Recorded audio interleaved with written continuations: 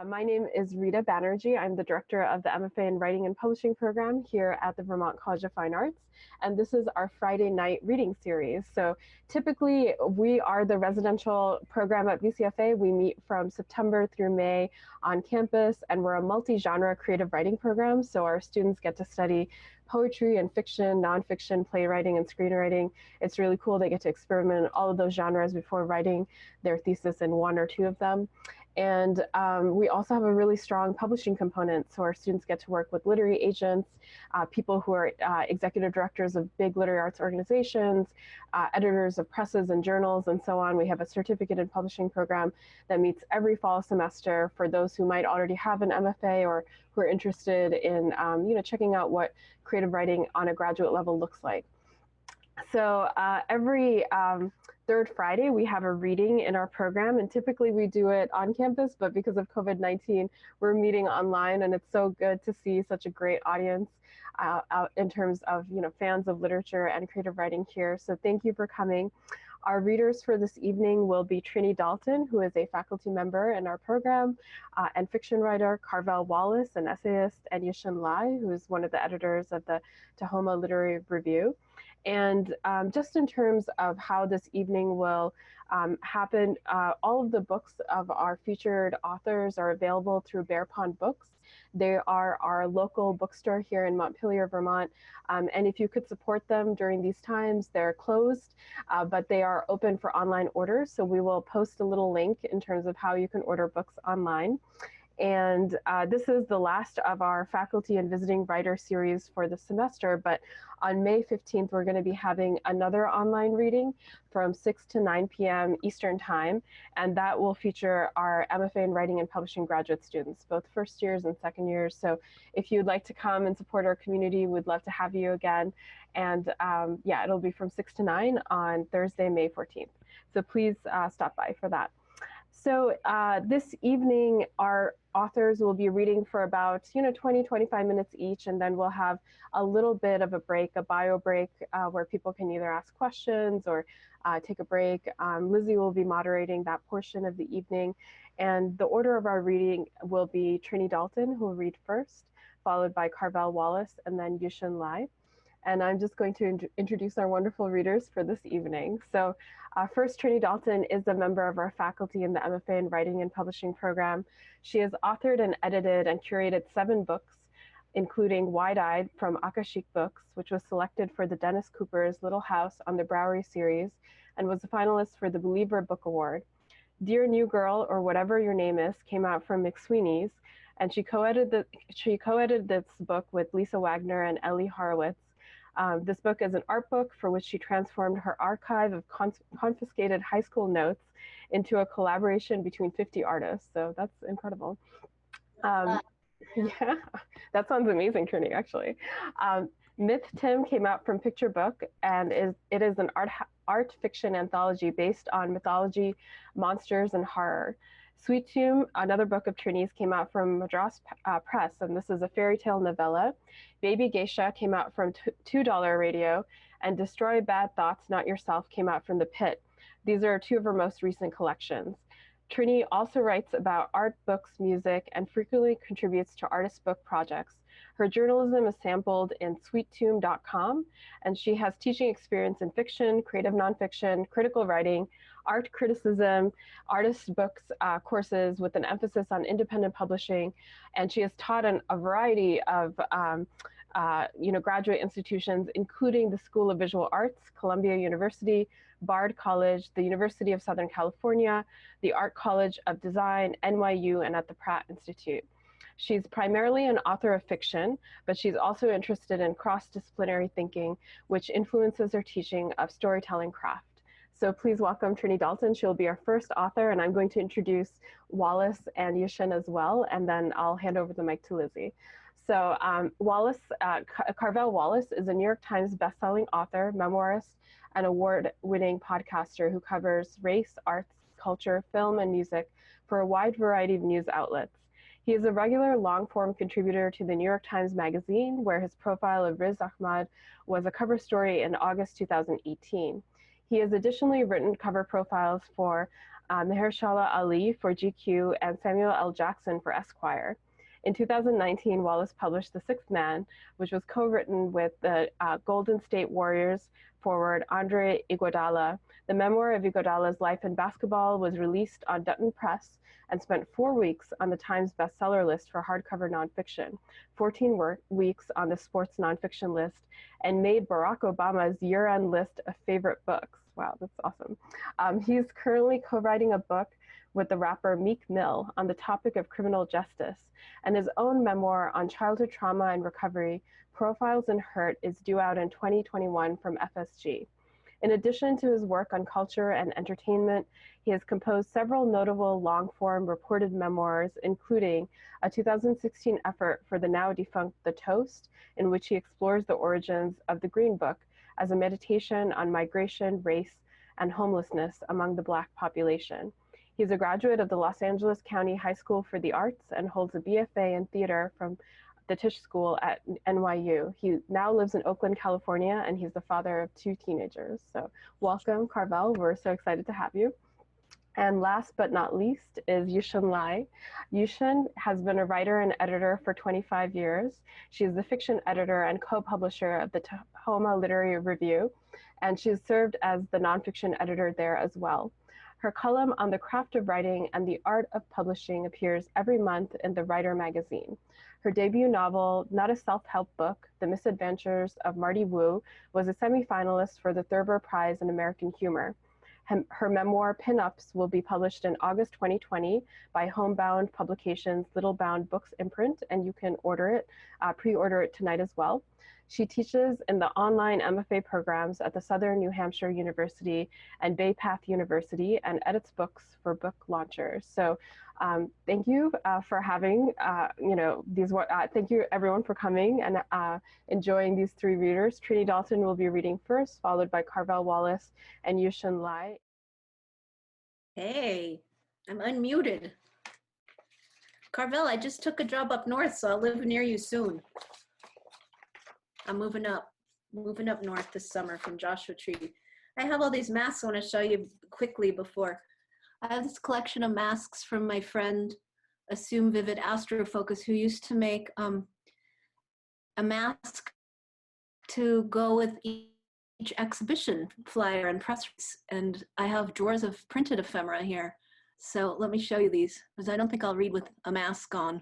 But this one's very beautiful. Look at that. Here's one.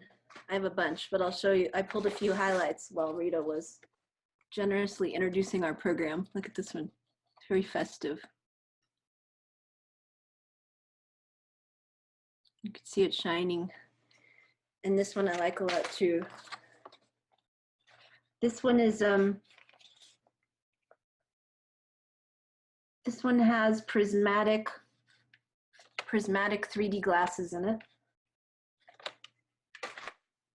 So these are, I've been thinking a lot about these. This is kind of like how I feel right now dealing with these screens. It's like there's a different kind of performance happening that I want to think about. But at the same time, like I don't feel like dealing with that. And I'm just gonna read a few really short things since I'm really grateful that you joined and so I can see people. And so I'm going to read 3 very short pieces, like one is like a paragraph long, you know, this we're talking short. One is a 1.5 pages long. And I'm reading from a book that a gallery called The Pit in Los Angeles made for me. And it's a risographed limited edition project. And it's got like I did collage titling and borrowed some fonts from friend Ian Lynham, who's a colleague in graphic design at VCFA. He lent some of his font designs. Yeah, so it's colorful. It's a colorful book, kind of like an elaborate zine. They're short essays. The first one is called So Far Away. And I think I just decided, I've never read it aloud. I just felt like reading it today because I was really far away on a remote beach in a different country when Orlando happened and when the Nice shootings happened. And I was almost having like a little bit of guilt for enjoying just relaxing at the beach after a really, really hard session at work. And you know, there's a lot of discussion in our world about relaxation and pleasure as being apolitical. And I really disagree with that. I think you can be very politically active, and that you can also take times to enjoy beauty of the world. And sometimes that's the most healing thing for all of us. So I wrote this piece about that. That's kind of where it hovers. And I've been thinking about those things lately, because I'm living in the Mojave Desert and it's wildflower season, and I'm always just like, wow, like out looking at flowers every day, freaking out because it's so beautiful where I live. So, and I know everybody else is going through so much. I feel very fortunate. Okay, let's see. So far away, I was in a world of wood. Starting a timer. I was in a world of wood. Hardwoods and softwoods, redwood, yellowwood, brownwood, blackwood, greenwood, and russet wood, peeling wood, splitting wood, wood bent in wind and straight as arrow wood, wood covered in puzzle pieces, wrapped in shimmery paper, barked in soft shreds, wood dowed by woodpeckers, wood as chipmunk hotel, beetle lodge, and maggot casing, wood scattered on the ground, commingling with leaves and disintegrating into humus, wood pulped for trail signage to be hammered into, and fallen wood logs hogging the forest floor, crumbling into pulpy cubes, gargantuan formations of decayed xylem cells that once ringed outwards into trunks and branches. Mahogany to madrone, all the way up above ponderosa and white fir timberlines to the tundra. Trump's blow-up doll wives and daughters, some scammers from various flat regions, and an evangelically ranting radio lady were dominating the human communication waves. The world was really falling apart below. Wait, was it? Heading up trail, I gazed down from the Crumholtz at the river meandering through the valley, a grand interruption. Yes, it's always falling apart. So increasingly, all I want to do is hunt for orchids in arnica, where osprey caw and dragonfly wings chatter. Photograph it to acknowledge all we've still got. Not denial or escapism at all. Lost one way or the other, I choose woodlands every time. In the weeks between Orlando and Nice, I was shooting pictures nonstop too, wandering the Mediterranean coastal bluffs on the prowl for perfectly composed sunlit snapshots of native cedars, cypresses, oaks, carob, locust, black walnut, fig, wild onion, gooseberry, elderberry, and olive. The shrubbery was raucous with cicadas, rhythmically pumping the air, and I caught some seagulls humping under a wild cherry tree. It was really sexual out there on the ocean spit, the curved limbs of shrubbery tangled in morning glory vines, and I didn't feel the least bit out of place hiking in a sundress with nothing beneath, so my cave could sweat freely and appreciate the natural salt scrub the region was famous for. I thought many times of the men who danced together in the nightclub, kissing and celebrating love, and how the breeze and grass does the same thing daily with a little help from the sun, field mice, and reptiles who keep trails dynamic. How scary but necessary it is to continue celebrating after punishment for celebrating. I felt less removed than ever from the gratitude I have daily for my safety in these wild places. Fearfulness will not make them safer. Bats at dusk swooping through my sight horizon, threatening collision but never even brushing my face.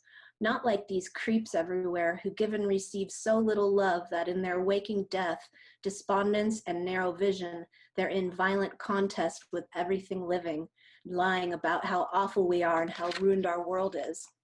And here I am, watching the sun go down over the aquamarine Adriatic, next watching the clouds waft over Mount Shasta's snowy peak, documenting admiration with miniature, sublime nature portraits, thinking about how marvelous it is that Ericaceae survives in both places, and how much tougher it is than the pathetic, desolate criminals who believe that life is a penis contest that God initiated. We may not all have opportunity, but witnessing beauty is free. Don't tell me it doesn't exist or that beauty is only for the privileged. Don't erase beauty. Don't tell me sitting in beauty is apolitical. What makes me cry about it all is that those who wish to control us are so far away from love, so far. These are all little rants. I'm like in a little ranting mood today.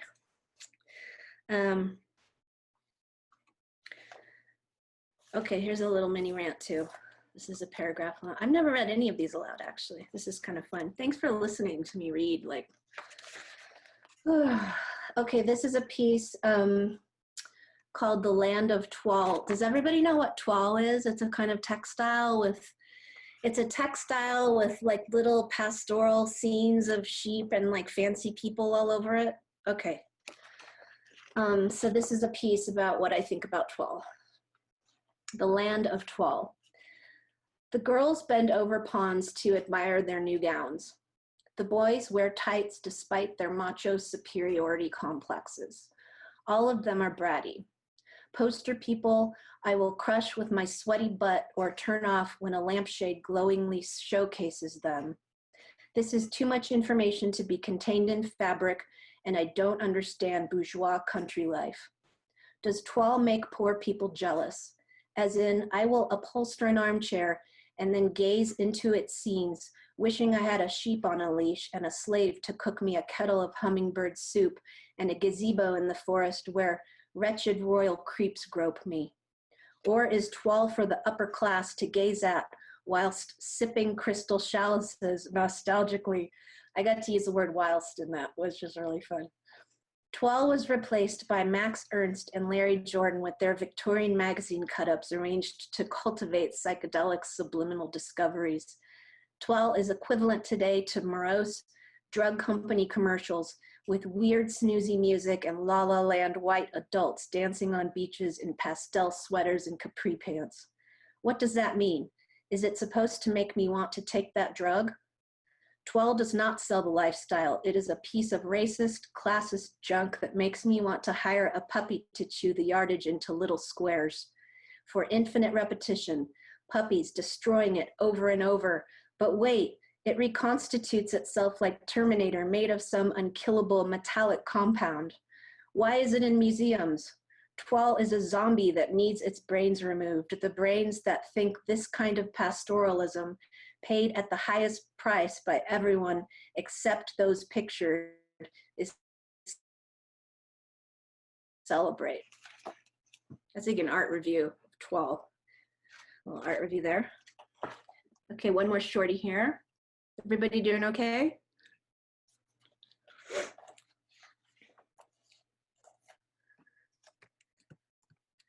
Okay. This one I've been thinking about because I'm going to try reading a little, hear how it sounds aloud, because it's like it's an hallucination that I had while I took Ambien, because so many of the people I'm working with right now are dealing with insomnia. I don't know if any of you are. Hi, Darla's here. Hi. But yeah, we're all dealing with insomnia, and I'm like on Pacific Coast time and I have to like start class at 7 a.m. in the morning. I'm just like, you know, so we're all tired and my hair is like this when I show up to class. And yeah, so I was thinking about this piece because once I tried Ambien and it just did such weird things to my brain chemistry, as probably a lot of you know. Is like I've heard amazing Ambien stories from so many people. So this is a very short Ambien adventure. The walls of the room disappeared and opened into a desert landscape. I saw a bodiless and grotesquely obese head sliding around a little tiger on my desk. I also saw a little door on the wall that was guarded by a demon-type creature who was reluctant to let me see inside, as well as dried flowers that turned into 3 ballet dancers on the top of the dresser beneath the demon's door. I could also draw the ceiling towards me and bat it away into particles with a backhanded slap. All the dreams revolved around being sucked into some anus-like black hole. My whole house moved in another direction. The hallway seemed to separate further and further. I felt like Moses and I laughed at that thought. I closed my eyes and I saw no images, and I didn't feel the couch. All of my senses were tuned into the song. I saw the song and I felt the song, yet strangely the song sounded distant. My eyes were closed and everything was whitish once again, and I was in my own heaven. It is hard to describe what heaven looks like, but it was completely numb. At first, I became a little frightened because I thought I'd OD'd. I tried to open my eyes to snap from it, but I couldn't because everything I was seeing was too beautiful. So I knew I had died. I was in my own heaven. The only senses I had left were sight and sound, and wind and rain were all I heard. There was no physical feeling at all. Everything was euphoric. There were no thoughts. Everything was complete, simplistic, and sensuous. The building began to double lift like I was on an elevator in a giant airplane, and there was a violent turbulence. Instead of hearing music through speakers in stereo, the sounds flanged and flattened to become mono and moved into corners. I sat down on the bench and put my ear up to the corner where the bench and the wall met, and I would listen. There was loud white noise. I have stopped chasing the light, the knowledge I used to always seek, tripping, because I now realized that the light was my own death. 1 second, I was lying in bed perfectly sober. The next, I was hanging suspended from the edge of an infinitely tall cliff over a gigantic chasm of utter darkness. I was inside a huge sack woven from golden yarn. The sack was being pulled up the side of the cliff slowly by an unseen force, but since the cliff was infinitely tall, I knew I would never reach the top. I could see the brown cliff wall through many holes in the sack, and I could look down into darkness beneath me. Then I became aware that a religious figure, Lilith, was in the bag with me. I have great respect for Lilith and the strong feminine nature she represents. I have had dreams before with Lilith involved, and so was not surprised to hear her with me in the bag. We did not talk. Instead, she communicated with me telepathically, and I spoke to her with a series of guttural coughs. She told me that I could raise the bag or lower it with my mind. So I raised it up and found an entire community of bag dwellers dangling a few yards above me. I raised the bag to be beside them. There were maybe 5 or 6 bags like my own, held close together by dew-laden spider webs. I couldn't see the people inside, just their silhouettes. I spoke with them for a while using the guttural cough language, and they spoke to me by inhaling at different rhythms. Then the bag went away and I realized it was just my Afghan, pulled over my head. I was still lying in bed. Lilith, the bag dwellers, the cliff, and the dark chasm were all gone. Large and extremely dark and ominous humanoid creatures have filled my room. It is crowded in here now. The creatures, resembling giants and giant hooded and robed druids, are slowly floating around my room. What should I do? Thank you. Thank you, Trinie. And I'm gonna turn it next over to Carvell. Carvell, I'm gonna unmute you now. Thank you. Wow. Yeah. Thank you, Trinie. That was amazing. That actually inspired me to edit the piece I was writing just now. I was trying to decide between 2 pieces. I'm going to read the one that is most frightening to me to read. It's a piece I've never published. It's kind of chaotic. I don't really know what it means. It's kind of an autofiction piece based on some life events and some things that are other life events all thrown together. And it's called The Unsellable Rose of Death and Other Stories.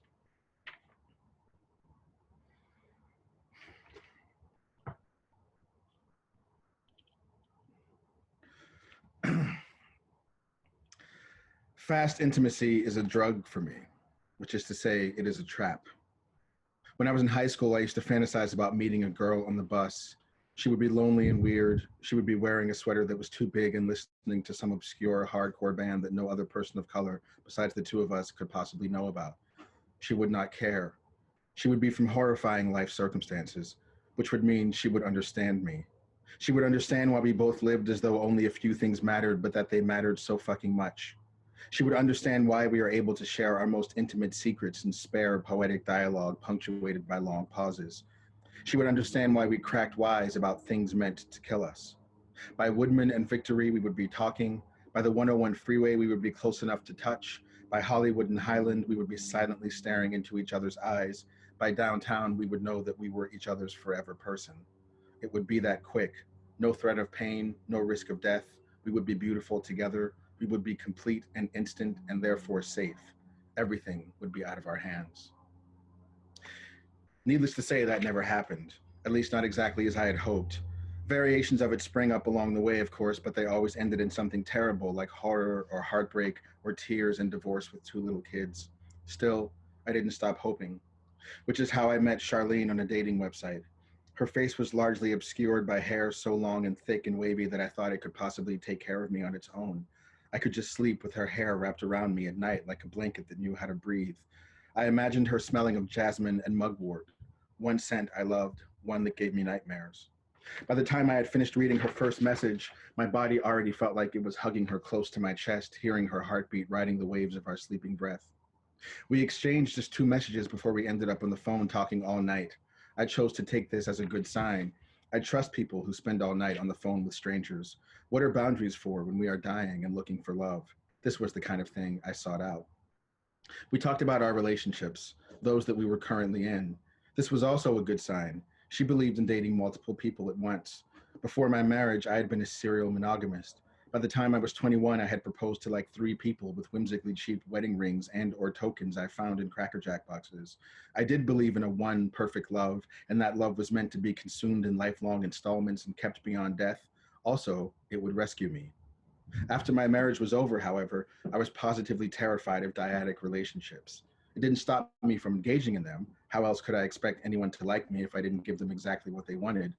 But I had learned to at least look for people who were as skittish about relationships as I like to be. She started by telling me about the guys she was seeing. Her voice turned unsure. He was great, it's just, well, he had this girlfriend and they were in a totally open thing, but still, he didn't like it when she came around places where he and his girlfriend might be, poetry nights and so forth, even though Charlene was a poet, so that was weird. Also, he could be kind of dismissive, like when she told him she had bad feelings about being banned from writing events in what was admittedly a town short on writing events. He told her she was being dramatic and insecure and that he might just want to end the whole thing if that's how she was going to be. Also, he forbade her from telling anyone they were seeing each other. He was fine, it's just he yelled sometimes, got animated more like it, but not a lot. Mostly he was nice. Just when he was really upset, which she had definitely made him from time to time, he would be different. And she felt like, just kind of frustrated dating him for the past few years, seeing him only on his schedule, never being seen in public with him, never really having intimacy with him. It was hard. And the worst part, she told me, is that he considers himself a feminist. Oh, I said, is his name Rafael? Rafael was a writer I lived down the street from for a few years. He ran a zine, taught at a local community college, and was generally regarded, at least by himself, as an important member of the radical, queer, vegan, revolutionary, anarchist lit crowd. These things had sounded super cool to me when I first met him in 1999, because I had never known a person could be all these things at once. Although I didn't exactly fit that mold, it was nevertheless exciting to think that people that weird couldn't possibly judge me for being whatever the hell I was. So I started hanging out with him, hoping he could be my guide into a community of such people. But then one day we were talking about a mutual friend that I was kind of attracted to. And he said, well, she's like fuckable, but I wouldn't go to the movies with her, And I said, what does that mean? And he said, well, there are people you'd like fuck, but you wouldn't go to the movies with. And I said, what does that mean? Like she would talk through the film and ruin the tension-filled parts by asking stupid questions? And then he explained again, this time conspiratorially lowering his voice in a whisper that seemed to say, now that it's just us fellas. He said, she's not someone you'd, go to the movies with. And I still didn't know what he meant, but I was guessing that maybe he meant she was not pretty enough to be seen in public with. And look, I was very far from being woke, or from reading Audre Lorde or Bell Hooks or Adrienne Rich or Susan Sontag. This was pre-Twitter, and I was a long ways off from seeing women explain in clear and patient terms, analogy after analogy, on an infinitely scrolling timeline exactly how misogyny worked, how it was woven into literally everything that was happening, everything that I was doing. And I was far from knowing, even having an inkling that so much of what I thought was just, reality was actually me living and breathing and loving sexist ideas and tropes. I didn't know any of that yet. And still, I knew that something he was saying was like fucked up. And so I shook my head no and took a step back from him, like as if he was holding out a fork to me and saying, I think this seafood lasagna went bad. Here, you should try it. We didn't hang out a lot after that. And so on the phone with Charlene, I felt like maybe I understood what was going on, if indeed she was dating Rafael. And there would be a lot more I would learn about emotionally abusive relationships. There would be a lot of things I had experienced and tolerated that I thought were normal intimacy that I would later learn was emotional abuse. But in that moment with Charlene, it felt like a risk to say anything at all because I didn't want to displease her. It was vitally important for a woman to love me. You could almost say my whole reason for being was based on that. But still, I said something because this seemed even more important than making sure she had nothing but pleasant feelings when she was around me. And so what I said was, is his name Rafael? Because that sounds like a guy I know named Rafael. And she was quiet for a moment too long before she said, no, that's not his name. And I said, okay, because that sounds like a guy I know. And she said, yeah, no. And then she was quiet for another moment before she said, hey, I have to go. And then she just went, got off the phone. We'd been talking for 3 hours and 47 minutes. A few minutes later, my phone rang and it was her. Yeah, she said, that was him. It is Rafael. I just got so scared hearing you say his name. It's okay, I said. I think what you're describing might be an abusive relationship. She did not respond. I didn't want to say it again because it had been so hard to say it the first time. And so we changed the subject, I think, to art. But this moment was echoing in my head. I think what you're describing may be an abusive relationship. It was the first time I had ever said a sentence like that about anyone. We texted and talked on the phone intermittently over the next year. As gullible as I was, and I could get pretty gullible for a little affection, I never felt like it made sense to get romantically or sexually entangled. This was partially because her thing with Rafael continued. They were on again, off again. She would have enough and finally put her foot down. They would stop seeing each other. Then she would post something long and vague on social media about how she was learning to listen to her own spirit, honor her own truth. She would text me that she had finally ended things. I would congratulate her and ask her how she felt. She would say the same thing every time, wrung out, just like a rag, wrung out. I would send an emoji. Then a few weeks later, I would text to ask what she was up to, never to hook up because somehow it seemed wrong to date someone who had just been in an abusive relationship but maybe didn't know it. Dangerous even. Maybe she wasn't super great with boundaries. Maybe I wouldn't be super great with her boundaries. Maybe I would treat her like someone who wasn't super great with boundaries treats someone else who isn't super great with boundaries. That scared me. Maybe I was more useful to her as a friend than as yet another guy situation. This was my instinct. To confirm this, I talked with 3 different women in my life about it. They all agreed. This is non-potable water. Do not drink. It didn't matter anyway, because after a few weeks, she would tell me she and Rafael had had a good talk. They had cleared the air, gotten a lot of things out in the open, and come to an understanding. Things were going to be better, she felt, going forward. I told her I supported her and wanted the best for her. We only met once in real life for Indian food. We made small talk, cracked a few jokes, both of us clear that nothing more would happen. But then we hugged goodbye at the end, and I had the distinct impression that our bodies were literally made for one another. I spent the next few days thinking about it. I still think about it, what that hug felt like air and sunlight and a blanket all at once. One day I texted her because it had been so long that I didn't want her to think I had forgotten about her, which of course I had. She responded immediately, "Can you come over now?" This was unusual. I did not know where she lived. I had never been to her home, nor she to mine. I thought it was a good idea to call her first. She was weeping, shivering into the phone. She had finally ended things with Rafael, like truly ended for good. And the grief was unbearable. Could I come over? Did I have food? She hadn't eaten in 12 hours. This is a very bad idea, I thought as I drove to the address she gave me. One of my kids, I forget which one, had forgotten their lunch in my car that very morning. Chicken nuggets, grapes, cheese cube, a juice box. This is what I would feed her. This was a very bad idea, I thought again, as I knocked on her door, holding my child's lunch in her hand. She lived in a basement apartment. Her teenage daughter was at school. She had cats. It was dark. It smelled of incense and wax. There was a wall hanging of a pregnant woman honoring the moon. The ceiling was low. She led me into her bedroom and collapsed on the bed. I sat next to her. She looked at me for a moment. I was not attracted to her, I realized. I just had this involuntary response to her presence. I couldn't control it. Every time we were within a foot of each other, I wanted to spend the rest of my life in bed with her. So I guess I was attracted to her. She asked if I would lay down with her. I wanted to. She pressed her body against mine, buried her head in the crook of my arm, dug her forehead into my chest, and she cried. She cried like the earth had opened up. She cried like the moon had fallen from the sky. She cried like she had been transformed into all the grief that ever was. This felt like hours.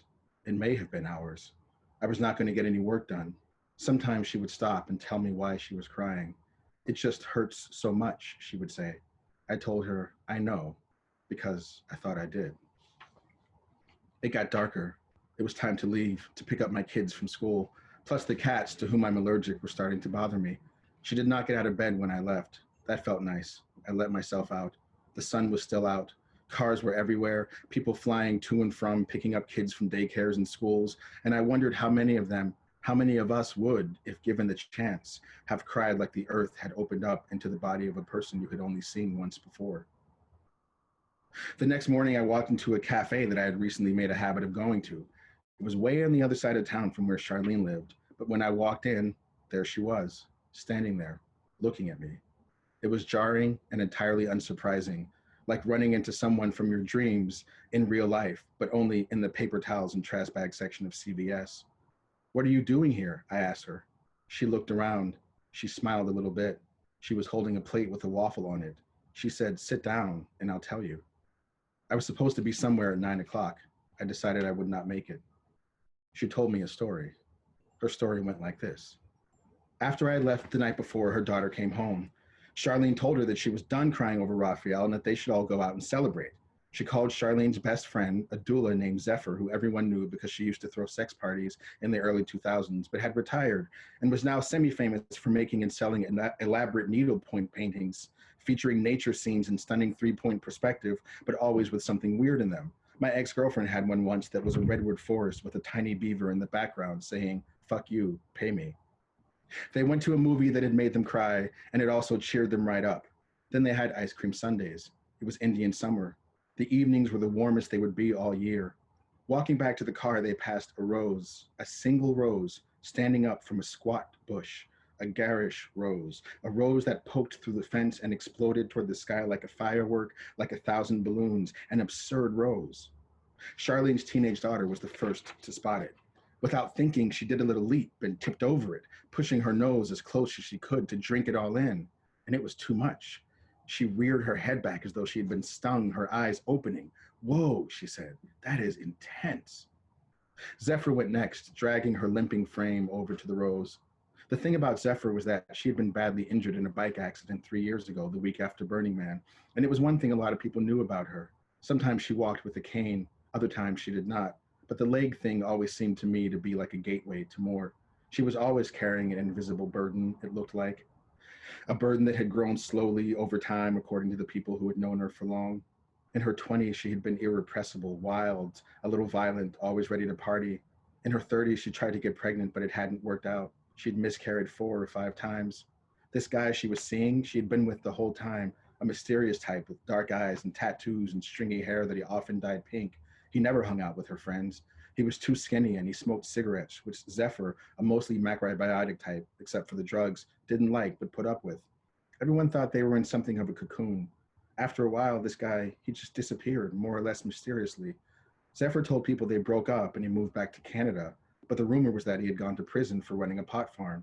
She started hanging out again, but by that time she was in her 40s and not quite the same as she used to be. Then her father committed suicide, which most people considered a thing that would be devastating to her, given all she'd been through, and especially since her mother was never really in the picture as far as anyone knew. We all circled around her. She had given us so many massages, cleaned up after so many potlucks. She had helped deliver so many of our babies. We organized meal trains for her and trips to the beach. We brought her houseplants and baked her breads. But the thing most people didn't know was that she hadn't even spoken to her father since she left home at 17. She didn't even go back for his funeral. Still, she was grateful for the help. Zephyr smelled the rose and stopped for a moment. Then her eyes filled. Then she trembled. Then she closed up her entire face, letting her head fall back, turning herself toward the moon, strands of her graying hair falling out of her bandana and cascading earthward. She said nothing. She was not a big talker. Charlene went over to the rose and she smelled it. And she smelled nothing. Nothing, she told me. In her entire life, she had never smelled nothing like the nothing of that rose. It was blank, blind, a hole, a void. It was nothing. She thought they were pranking her, her daughter and Zephyr. The two women leaned in again and confirmed that yes, this rose, unsmellable to Charlene, was in fact a scent so complicated, so heavenly, so clean, that it felt to both of them, at least for a moment, that God had been present. Not all of God, of course, but enough to make you cry, which honestly, even the most infinitesimal amount of God left to waft in the air is enough to make you do. Charlene smelled it again. Nothing. Even more nothing than before. They went on with their evening. Homeward, Zephyr went back to her apartment, Charlene and her daughter to theirs. Her daughter went to sleep, but Charlene could not stop thinking about the rose. So she started searching on the internet for an answer. She came across a website, a small, poorly designed thing outlining a medical study that had been conducted at some university in Michigan. The study had found that, for reasons no one understood, people who could not smell roses showed an increased likelihood of being dead within 5 years. Another study had confirmed this. People who could not smell roses were more likely to die within 5 years. She dug deeper. She found a third study. This was true. That's what it means if you can't smell a rose that everyone else can smell, that you will die within 5 years. Here in the cafe, at this point in the story, she stopped talking. She leaned back in her chair. Her waffle had not been touched. Her eyes were blazing. Her speech had slowed a lot toward the end of the story, and now she spread out just a little, taking up both time and space. I took it all in and could think of nothing to say. A long silence sat between us. I knew there was a question, but I could not think of it. She waited until I did. Wait, I finally said. So what are you doing here now? I came back, she said, to see if I could smell that fucking rose.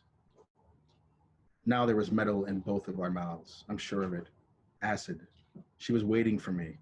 I noticed for the first time how large her body was. The way she leaned back, it was kingly.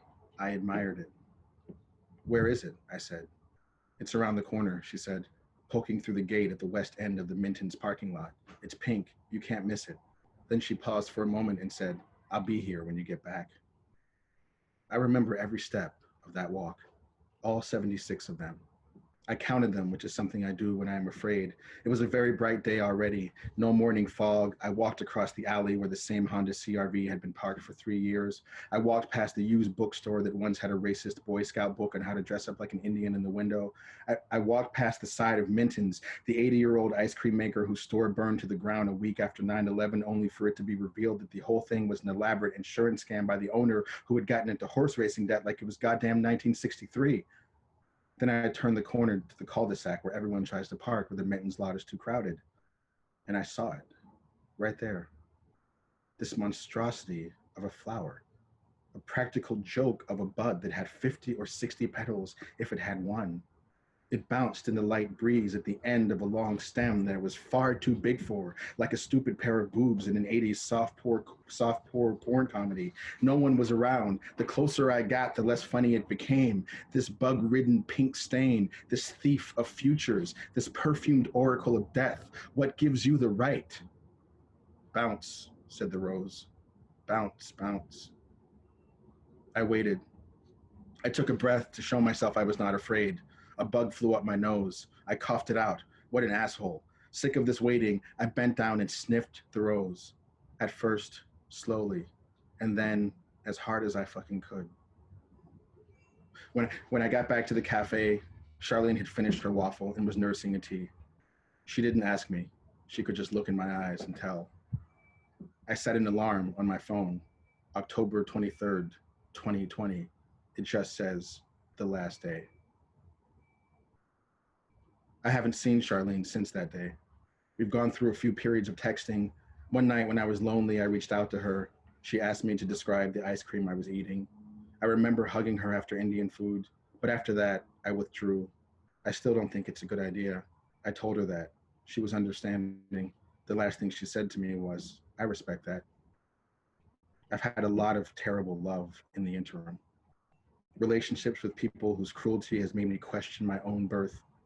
Relationships that have kept me awake thinking about how I can die without actually killing myself. I have screamed alone in cars until my throat was ripped and ragged. I have cried like the earth was opening up, as if the moon was falling from the sky, and I have done so for people who did not deserve my time, much less my tears.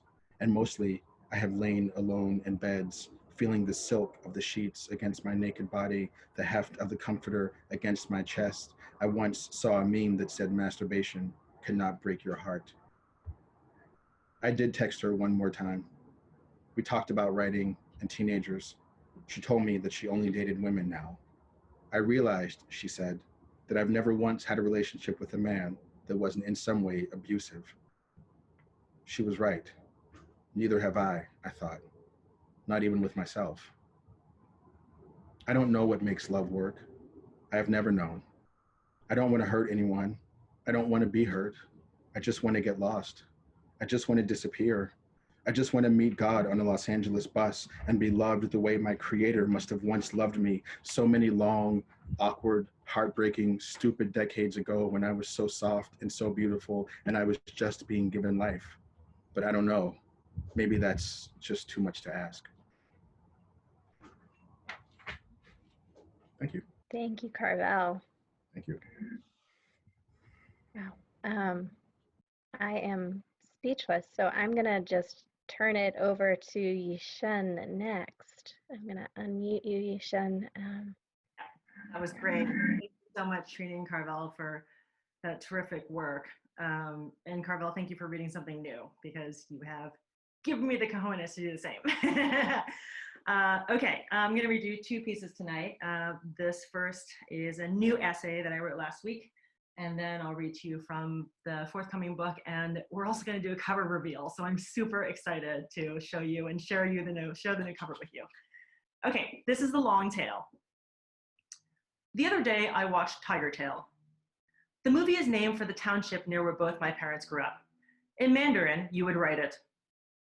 And in Taiwanese, which is written in Mandarin but is spoken in, well, Taiwanese, you'd say, ho bui, your lips looping around the syllables, corralling them into pinyin, into my mother tongue. And because it's Taiwanese and no words can be uttered without your tacking on an added layer of description, computers are electronic brains, bicycles are steel horses or foot-powered cars, and cake is chicken egg goop, you might then wonder why ho bui is named this way. And you might then picture the shape of the township, curling warmly around its towns and villages, protecting them like a big cat might drape its tail loosely over its cubs. It's easy to get sentimental in Taiwanese. The songs my parents gravitate to are always sad songs. My mother's favorite for a long time was John Denver's Sunshine on My Shoulders, and after that it was Send in the Clowns. Whenever I asked her why she thought Taiwanese people loved songs like this so much, she'd say, well, Taiwanese people have had a very hard life. I could never really tell if she was being overly dramatic or not. Most days in our home were punctuated by some kind of screaming or argument or beating of child in a fashion meant to make the child obey. I won't get into why my parents did this. I can't understand it myself, and anyway, I'm no longer curious about it. I explain it to myself in generalizations. I only ever wanted to be like what I thought Californian kids were, skater t-shirts and cutoff shirts. They only ever wanted me to be pretty and obedient. The better to find a suitable husband, the better to descend in prom dress / graduation gown / wedding dress down the staircase my mother had designed with this very purpose in mind. I only ever wanted to find my own way, a la Elizabeth and Jessica Wakefield in the Sweet Valley High School series. My parents' most ardent wishes were for me to find a job they could explain to their friends, so that those friends could help me find a suitable husband.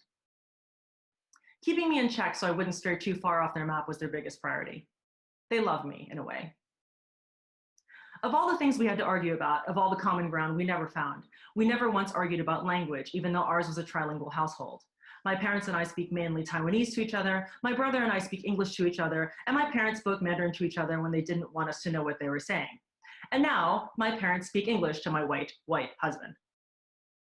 I don't think my brother and I ever questioned this. We knew Mandarin existed, but we also knew it was somewhere verbatim to us. You're Taiwanese, my parents always said. You'll speak Taiwanese when you step over the threshold of this home. My brother and I were happy enough with this. Taiwanese is buckets of fun. It has 7 tones, Mandarin only has 4. Every Taiwanese word could have 7 possible meanings, and it is the language we speak with nearly all of my relatives.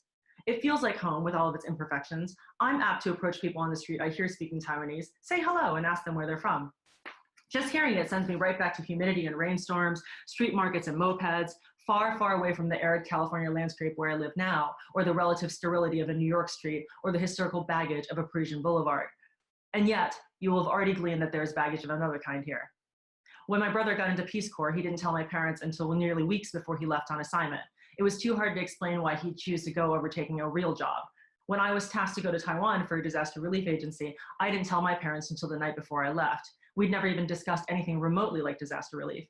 And when I had my debut novel published, they didn't know until I got my author's copies in the mail.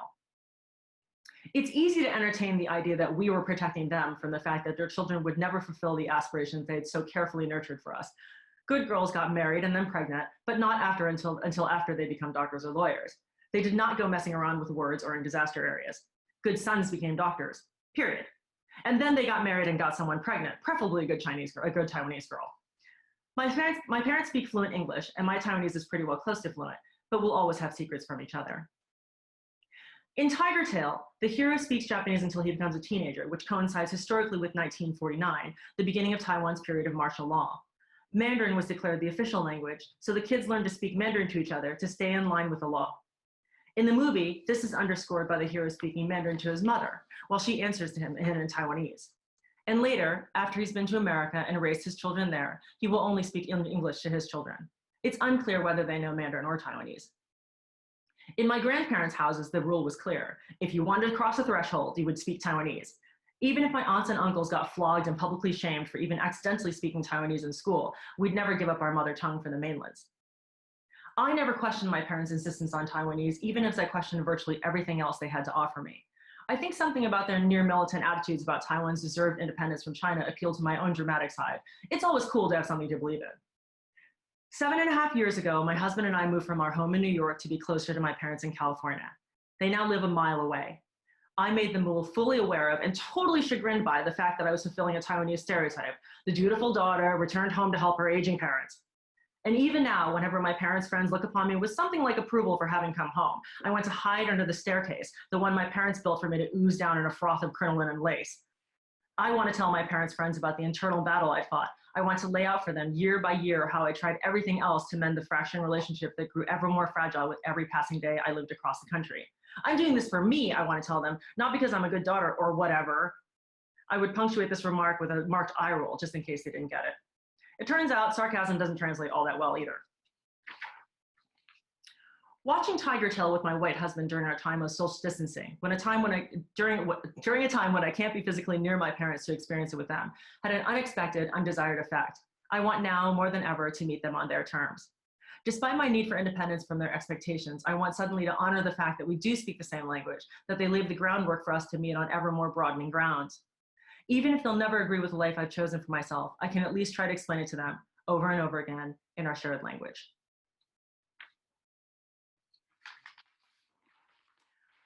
Cover reveal? Yes? Okay, ready? Dun, dun, dun! Pinups! Super pleased to share this with you guys. You're the first to see it.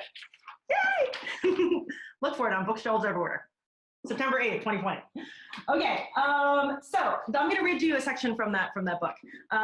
This is a book that's about my long, ugly history with outdoor sport.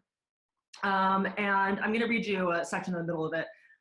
It's about that and what that has to say about tokenism and representation in sport and, all those light things. Okay. All right. I have spent most of my life swaddled in privilege. My parents paid for my expensive private college education. They helped me through a rough spot when I first started freelancing. And my husband's steady job affords us great health insurance as well as a backup salary should I have a lean month or two freelancing.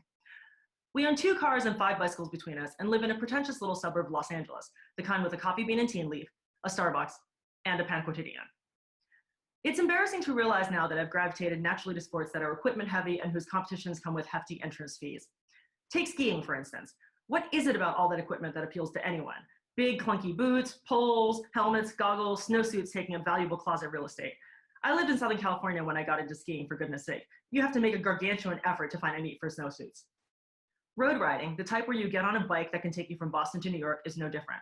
You buy an expensive bike. The road bike in my garage now cost me $5,000, goodness, in 2008. Then there's all the expensive lycra and spandex, and the shoes, which always run upward of $100, but which fair play do last for an awfully long time. Oh, and the helmet, obviously. Gloves, lights, handlebar top computer to tell you precious little things like your cadence and your speed. Rock climbing's another thing. Seems so pure, doesn't it? You, the rock, sunrise. Nope. Grippy shoes, $100. Chalk bag, $30. Harness, $50 minimum. You can wear your own pants and stuff, but once you get to the fancy rock, you're gonna want some ropes and an ATC and some handy carabiners, which, okay, you can use to hang your handbag off a restaurant table with. Carabiners are very, very multitasking. But that harness, you're only gonna wear one purpose, trust me. And how do you think you're gonna get to all those legendary rocks? You're not gonna do it on an inner city bus, that's for sure. City rock gyms, you say? It's not a mistake that you're apt to find those in the more Tony parts of town. The one that I used to go to is in New York City's Lincoln Square, just down the street from Lincoln Plaza and the Metropolitan Opera. There's another cheaper one closer to Hell's Kitchen, but it wasn't as convenient as the one at Lincoln Square. Adventure racing is the mother of all gear sports, since it's a minimum of 3 sports rolled up into one event. Your running shoes, you will need to be very, very grippy. Dedicated trail runners, at least. Gaiters to go with those so you won't get too much dirt in your shoes. Then you want a good sturdy mountain bike and another pair of shoes that you can both clip your bike into and walk in because the terrain is tricky and not always bike friendly. Then you'll need a paddle for the canoe or kayak leg and your own life jacket. You want a good compass. Then you can start thinking about clothing and required equipment. Lightweight first aid kit, knife, wicking everything, and waterproof everything else. It adds up really, really fast. At some point in my bicycling and adventure racing life, and probably after I'd become too lazy to pack all that adventure racing gear every weekend for multi-sport workouts with friends, I became interested in triathlon. And then a slow, ugly dawn came upon me. All these sports, every single one I've ever invested in, are majority white. Mind you, I'm pretty sure I didn't understand I was anything other than white until my mid-20s. Probably something to do with the whole model minority thing. You know, keep your head down and don't make waves, and it'll be better for everybody involved. Also, probably something to do with the company I kept, mostly upwardly mobile, white professionals. There were moments when I had it made obvious to me that I wasn't the same, like the day I was mistaken for one of the other rare Asians on the bicycle course. Picture it, won't you? Guy. Hey, how'd you get over here so fast? Me. Sorry? You were just over there, waves in general far off direction. No, I've pretty much been here the whole time, eating. No, it was you, but you've changed. Wait. You were wearing pink before. No, I don't own any pink cycling jerseys. That wasn't me. I know who you're thinking of. That was Angela. No, it was you. Yeah, she was wearing a pink Western style cycling jersey. And I don't know where she got it, but some kind of cowboy hat, right? The guy says, yeah. I say, not me. The guy goes, it was you. This experience so branded me for life that years later, when a man insisted he'd met me before and I couldn't dredge up the memory, I impatiently passed a hand over my face and said, we all look alike, okay? It turns out he had met me, and I'd just been too annoyed at his insistence to really think about it. Other Asian girl and I wrote to each other for a little while. I wish I'd hung on to her address. I tell you what, even if you think you're actually white, deep down inside, you know you're different, and that gets lonely really fast. And it was nice to know there was someone else out there. Where did she live anyways? Ohio, New Jersey? I can't remember. Pursuing these same things. Someone who understood. What was her name? Was it Angela? I can't remember. You know, I used to think it was good to stand out, but now I know better. You get tired of being the girl who's so articulate, or so outgoing, or so loud, or so outdoorsy. Because all of that stuff, if you're me, living here in America, comes with the unspoken addendum for an Asian girl. Some days the addendum is spoken, like the day an older gentleman approached me after a writing workshop expressly to inform me that he thought I had adjusted so well to life here in the United States. He'd have thought, he said, that I was American if I wasn't Asian. Yep, true story. Not long ago, my husband and I took my parents up to Carmel by the Sea, a coastal California town, for the annual Buck Festival there. It was so bougie, if you'll excuse the expression. Lots of people decked out in their West Coast dress up, slacks and suit jackets, wine and beer sponsors, an extensive spread of crudités and flatbread before every show. There was an arts auction. We're in our 40s, my husband and I, and it is very much time for us to think about our retirement plans. Over the years, we've gradually honed in on some basic requirements. We want a natural water feature, either the ocean or some mountain lakes. I have finally figured out that I didn't want a tourist community, I wanted a year-round community, and a good local bookstore would be the best indicator of that. Add that to the requirements list. And finally, we want to feel safe. Correct that. I want to feel safe. My husband, a balding, middle-aged white guy, can feel safe anywhere. In Carmel, the median income is $87,532. $87,530, right, okay. Every other car in Midtown seemed to be a Merc or a Lexus or some other type of foreign luxury car.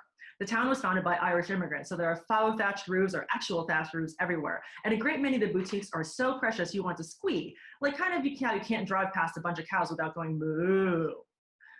The town library right on the main street is robust, stocked full of great books. People are friendly, the retail and service industries are thriving, and my parents have friends there. Hell, I even ran into someone I know there. Over the weekend, we went for jogs and looked at the ocean and walked a lot and ate well. The population is majority white, but there's a healthy minority population too. 3.3% Asian, 13.3% Hispanic, 3% mixed race. Way lower percentages than I'd like to see for Black and Native Americans, but that's what you get. Sometime during our weekend, an unwelcome realization began creeping up on me. Here in this wealthy, marginally diverse enclave of not quite real life, I felt relaxed, safe. In major American cities, I also feel safe and relaxed, but that's not the place that we want to retire to. The corollary to that is a sleeping knowledge that no one's daughter who's tried to make a name for herself wants to confront ever. My parents were right. It feels better when one can be among one's own people, even if you've defined one's own people by where they sit in the economic strata. For someone who's tried to buck the system, for someone who's wanted to try to see herself as being able to surmount the disadvantages of wearing her minority on her face, for somebody who's wished so many times over just to be able to fit in someplace, find her own tribe, this is like finally waving the literally white flag. I give up. I can only be comfortable among my own kind with people who go to the same kinds of events I do and who value the same kinds of values I do, who drive the same kinds of cars. They might be white and I might be Asian, but there is a reason Asian Americans are called the model minority. Who do you think we're modeling ourselves after? Well, ain't that a kick in the pants? That's what I have for you. Thank you.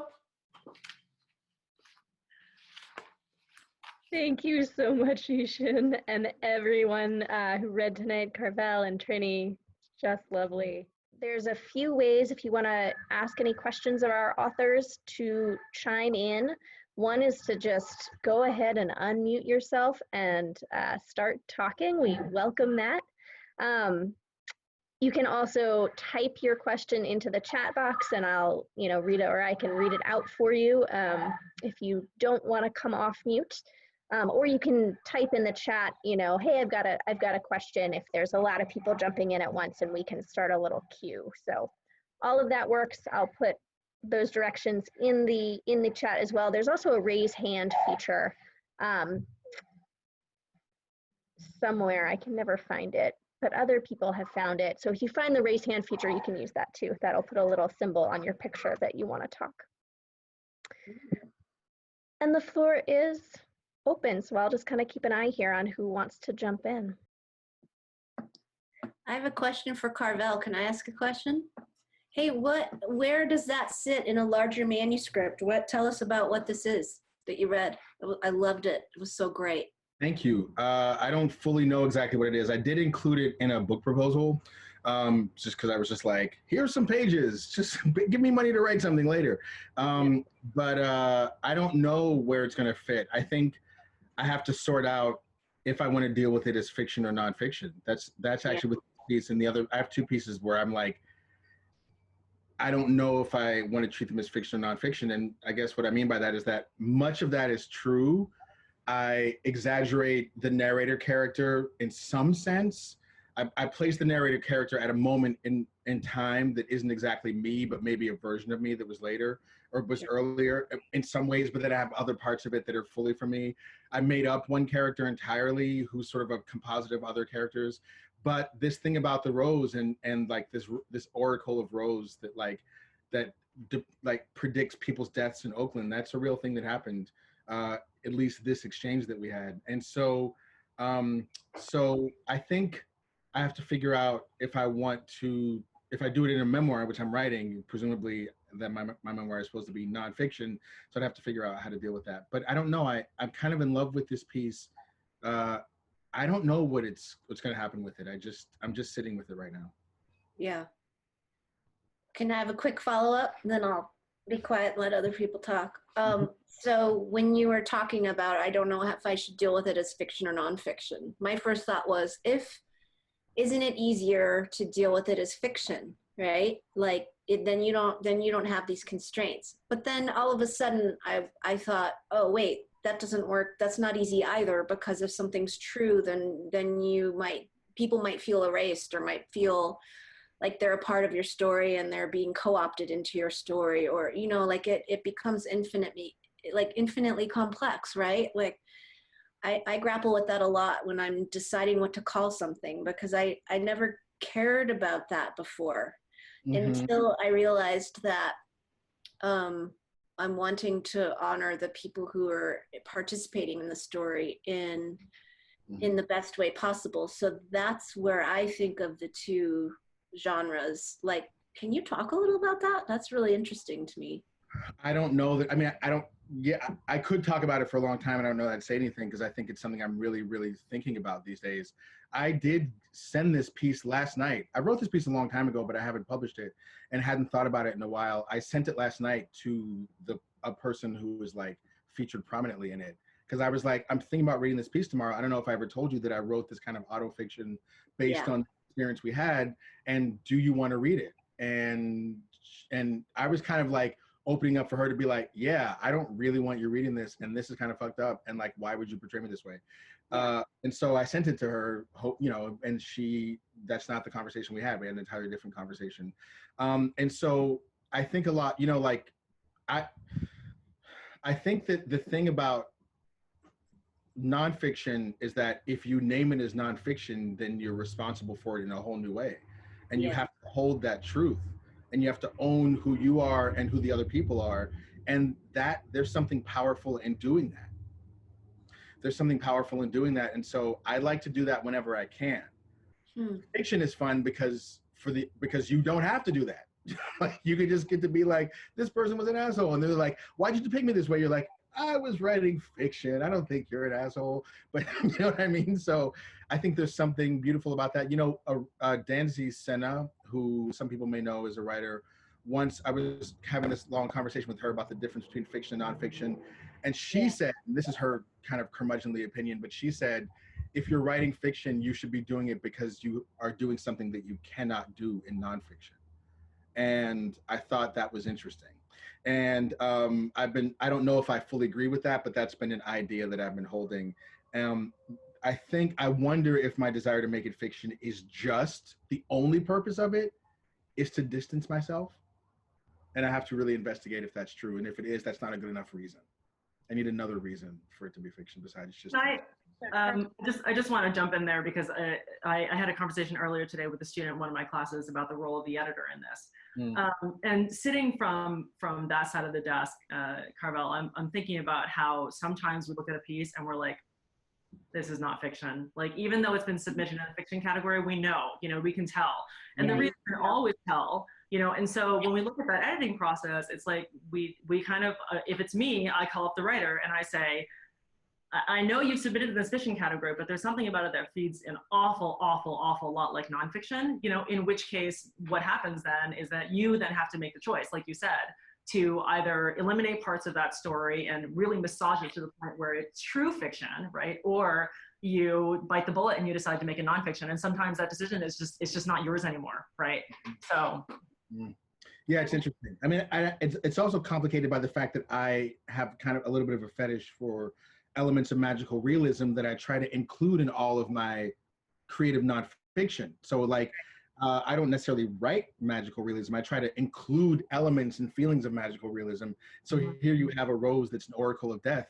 That's a magical realistic conceit, but it's based on a thing that actually happened. And so I think that even is further complicated for me, but I don't know. I mean, I think ultimately the path I'm going for is to own it. Because the bigger thing about memoir, a friend of mine, Nina Aaron, just wrote this very telling, like, put all of it on the page memoir. And I was doing a book talk with her, and she said, you know, I was terrified to write this. My family was going to be mad, and my sisters were in it. But she was like, I got to a point where I felt like once I was getting it out, I was just like, fuck it, I'm getting it all out. And I think that's kind of what you have to be willing to go into when you're going to do memoir, if you want to do it honestly, because people can sniff out dishonesty, and that's very insulting to have dishonesty on the page. Or well, I don't know if dishonesty is the right word, but whatever it is, falseness. There also is a place, though, in nonfiction for magical realism and for speculative nonfiction, right? So I think there's lots of room for us to play in this field, and you know, you probably don't want to limit yourself one way or the other in any way, shape, or form. Yeah. I'm really interested in this new genre, which I'm sure existed for a long time, but maybe the name is new, like speculative nonfiction, because, and I welcome anyone like recommending some authors in this field, because for me, that's really, I relate to that, because I've had editors too say like, that didn't, I'm like, here's an essay, will you, and then they're like, that didn't happen to you. And I'm like, I feel kind of sad because I'm like, am I weird? Or because that did happen to me. Like that was my experience of the thing, you know? And maybe my there's like it makes me doubt my perception, and that's not the effect I want, you know? I want to write things that for other people who have eccentric perceptions, like, so I think speculative nonfiction seems like a good place for that, like where you're not judging the veracity of other people's nonfiction or autobiography and like extending it, because I know what you mean, Shun, like it's so easy to tell when something's just like somebody's afraid to just come out and say like this really happened, you know, and it feels like thinly veiled nonfiction, but there's something else to it sometimes. If something's like completely like expressing a unique perception, that could be an area where people have different sensibilities about it or different feelings about what, and then it gets quickly into like this, did that really happen thing, you know, which I don't always find interesting when people are like, did that really happen? Did that dialogue really happen? You know, yeah. I don't know. It's interesting. I really like these talks. So thank you for these are super inspiring ideas about it all. Rita, I've been seeing you. Yeah, I was going to say, I've been seeing you. Yeah, trying to get in there. So yeah, I was also going to offer speculative nonfiction as a genre, because you can do magical realism and the fantastic, and Lily Huang's The Bishiri is a great example of that, where she's talking about her sister's death in juxtaposition to fables that she creates, like myths. Totally. And Lydia Yuknovich does it in Woven as well. Yeah, she's great right? too. Yeah, that's true. Yeah. And one thing I wanted to ask all of you as writers, whether you're writing nonfiction or fiction, is there's this idea, especially for powerful writing, that it has to be vulnerable, right? And then on the flip side of that is candor, like truth telling, right? And as Yushin was saying, sometimes when you're reading a piece, or I think maybe all of you guys were touching on this, when you're reading a piece, you can almost tell if somebody is holding back from you, maybe because they feel like they're going to be vulnerable on the page. They don't want to go into a moment of psychic heat or so on. But how do you navigate those two arenas, both vulnerability and candor, as authors, as editors and readers? So the question is how we navigate or weigh candor and vulnerability? Yeah, I mean, I think especially for me, as I am writing a lot of creative nonfiction and essays and working on a memoir right now, candor to me is very important. Obviously, vulnerability is as well. And to me, if it's remembering a dialogue from the past or an experience from the past, reality is always smudged, right? If anything remembered, anything processed by memory becomes fiction, right? But candor is something other than a claim to reality, I feel. So I just was wondering how you guys think of these terms. How do you kind of even just approach them in your writing? Like, how do you navigate them?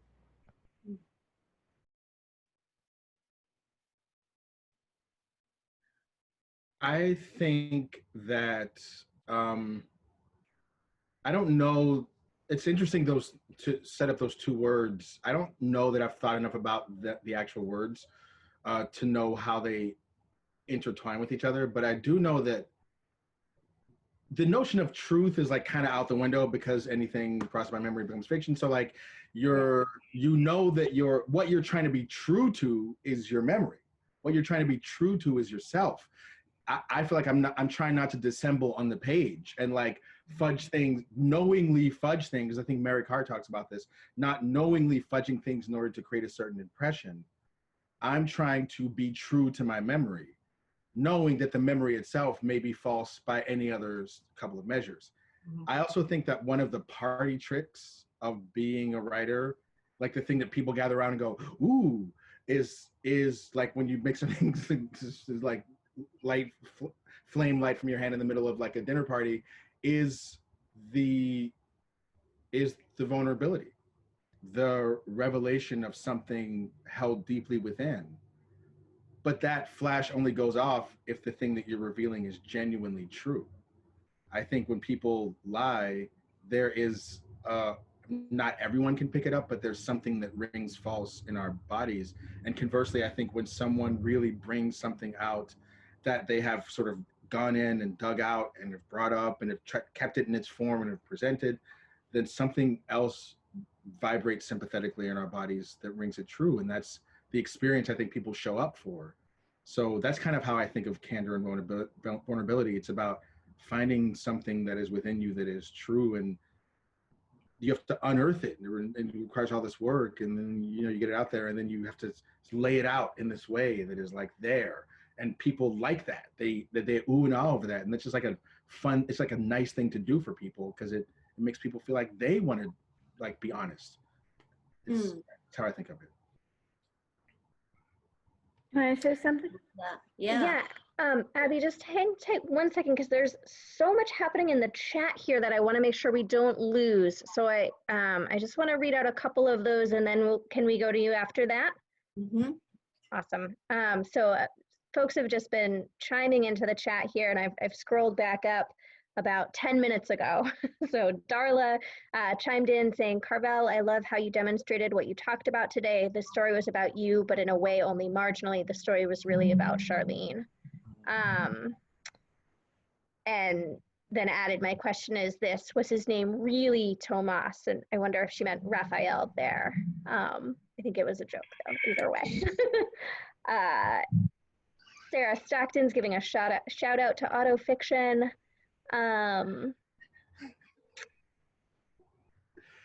Let's see, there's just lots of compliments as well. And I know Darla had one of their comments she wanted me to read out. I think it was in response to something that Trinie said, saying, except, and maybe it's because I'm contrarian, but I always love when people say that couldn't have happened when it actually did. It proves that life is stranger than fiction.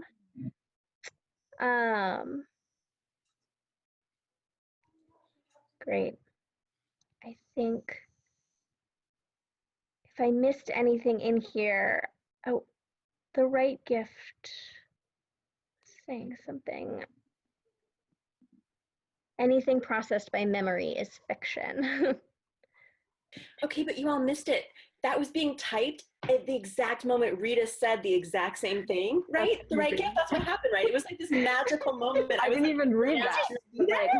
Right? It was crazy. It was so cool. So and of course, that's all back to David Shields. I know.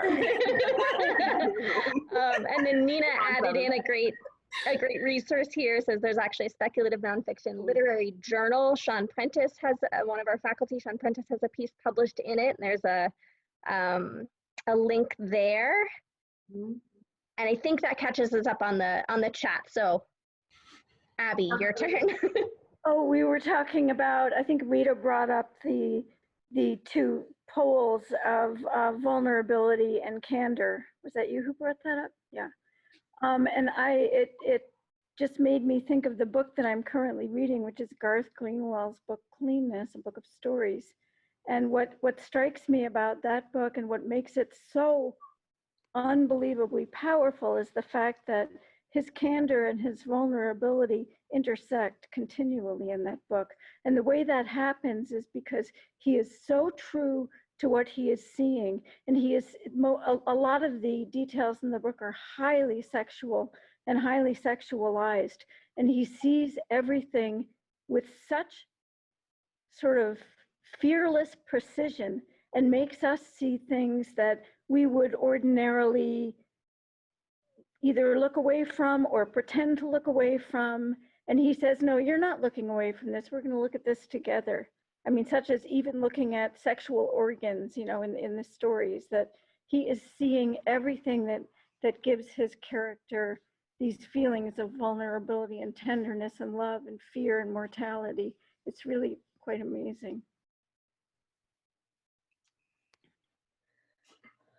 Yeah, I mean, Abby and I, you know, I think Abby, I often have pretty similar taste to you in reading it. I have to read that because I had short answer that my mind went to.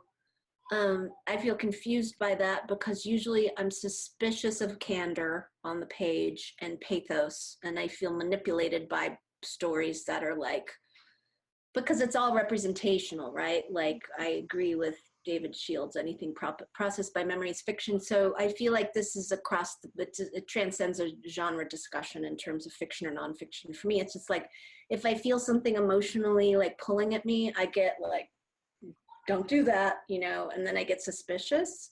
At the same time,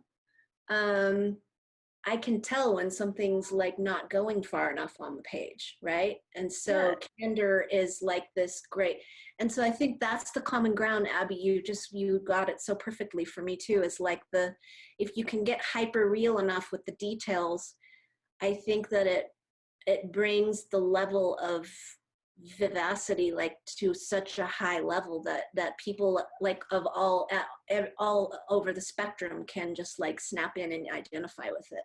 Yeah, like one of the things he was doing, Garth Greenwell, in Clean This, is daring the reader to look away. There were a couple of times when I thought, I can't go on reading this. It's just too, I've never even looked at real life with this kind of precision. You know, the things around me, especially in sexual, you know, arenas like that.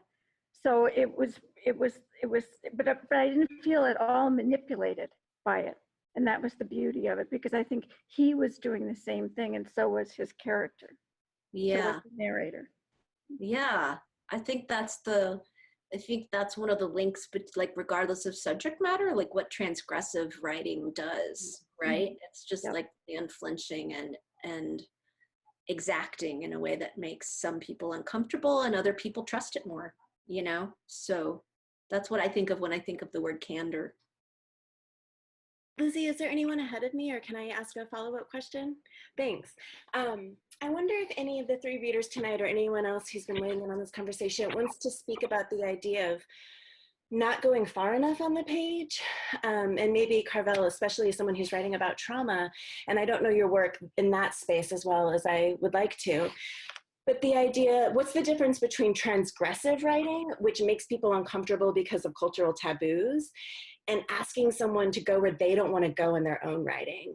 I'm just, in thinking about vulnerability, and my students, some of whom are in this room, really protecting people who are not ready to go to that space yet. And some of you have had some conversations with me recently in class about this, but if you just want to say anything about that tension, that transgression can be uncomfortable for the reader but important for our culture, versus something that's uncomfortable for the writer and is not, that you don't want to go far enough, and that, you know, vulnerability not being the only thing we uphold is important.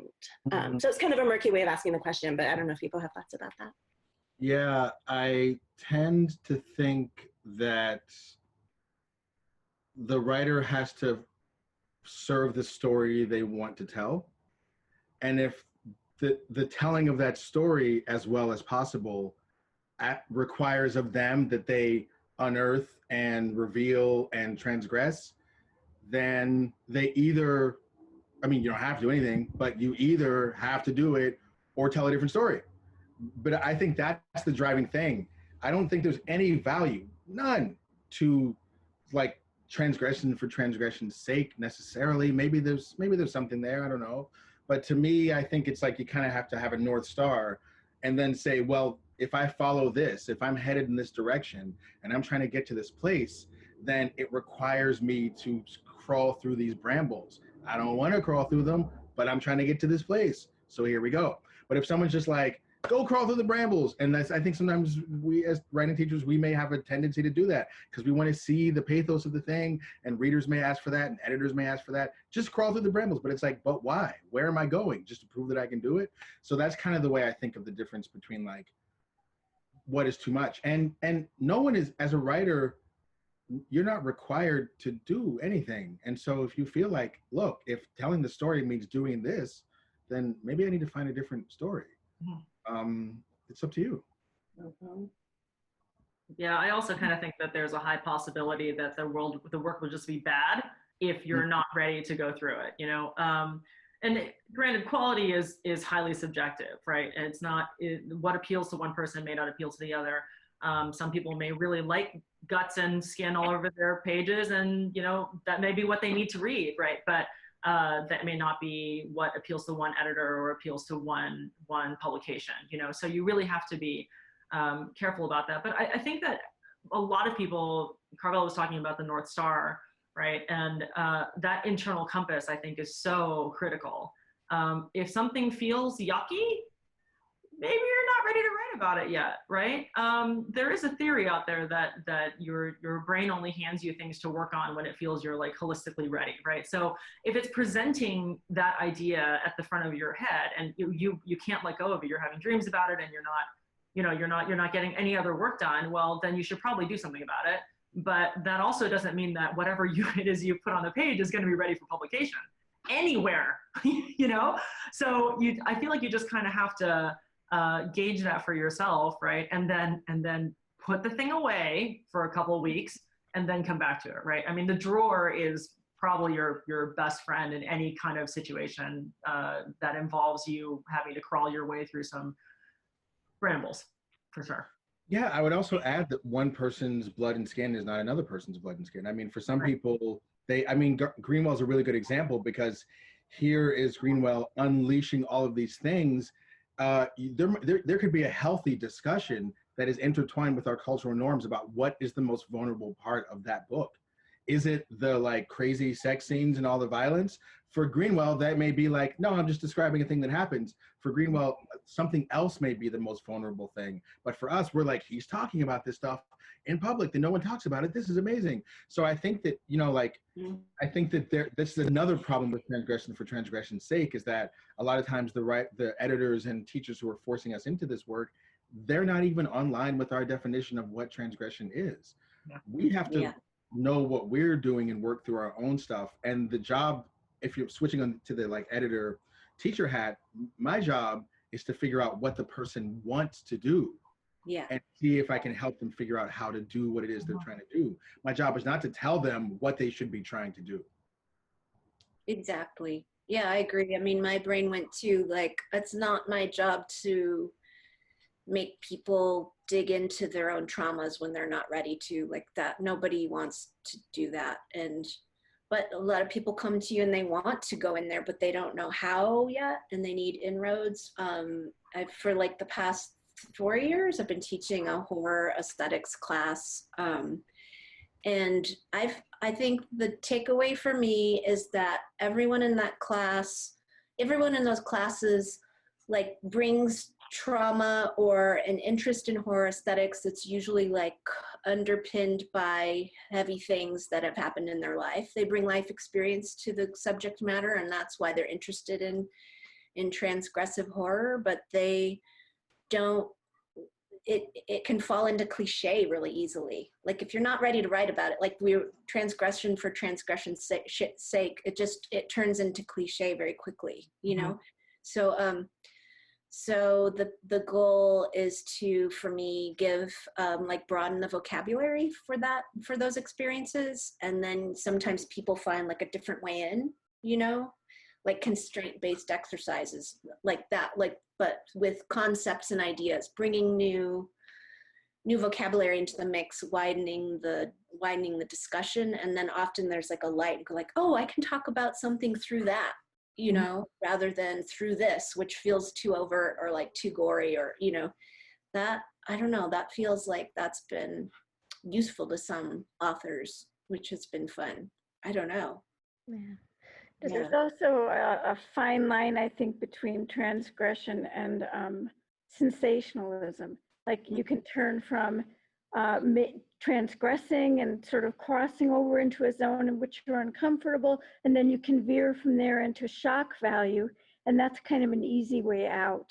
You know, it's better to stay in where you're really hurting or you're really uncomfortable, rather than say, I'm going to shock my reader and get my fun, get my jollies that way. I think there's a comment in the chat that echoes what Trinie and Abby, what the two of you are saying, Darla typed in a few minutes ago, transgression for transgression's sake is like all the pale pulp fiction knockoffs that happened in the late 80s and early 90s. True. Yeah. Hey, Hey. hey, Trinie, can y'all hear me? Yeah. You're good.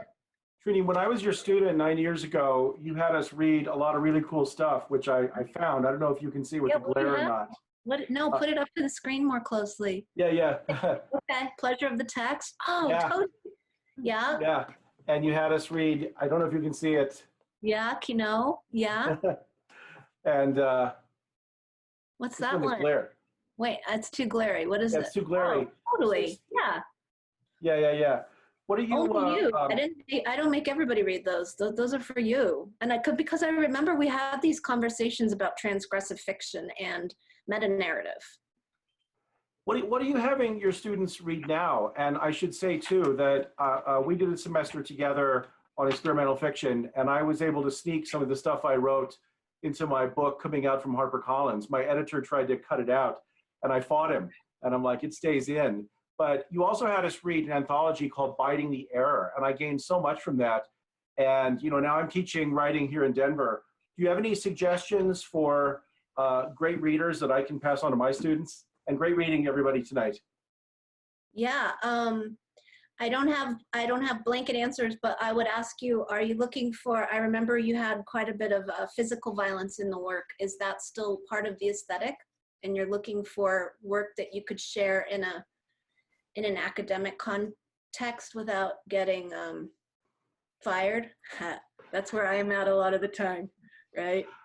Like, I don't want to terrify anyone to the point. Is that transgressive literature? That's what we all talk about here. So yeah. I'm just looking for cool readers and stuff to challenge my own students here in Denver. So, you always had such great taste and had us read so much great stuff. So if you had anything, yeah. Well, let me think on it. And could we just exchange reading lists? Yeah, sure. Yeah, because I would love to hear what you've been reading too. Sure. Right now, this one's blowing my mind. Hold on. Okay, there's two actually. Oh, three. Okay, here, I'm going to show you all three.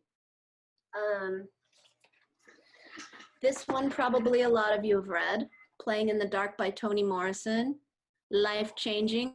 I'm going to read it 1,000 times and have everyone I know read this, which is not usually the case, usually individualized, but this is, everybody needs to read this. It should be on the reading list in high schools.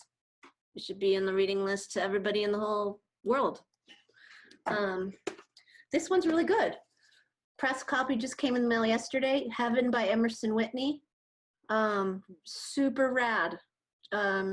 Trans narrativity dealing with mother-child relationships, among other things. And what I like about this one is that trans memoirs happening right now, I feel like I'm so psyched on it. I have a trans partnership in my background, so I'm really super psyched about this turn in literature.